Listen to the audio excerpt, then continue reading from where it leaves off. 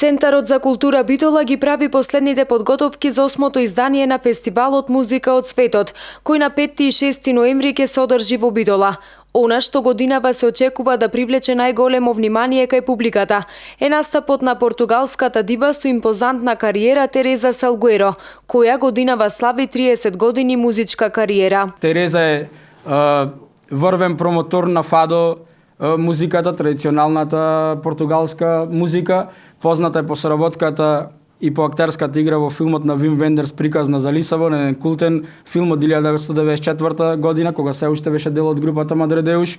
Соло кариерата која што ја започна пред 10 години, остварила значајни соработки со Хозе Карерас, Гаетано Велосо, Збигнев Прајснер, култниот композитор на култниот полски филмски музички композитор.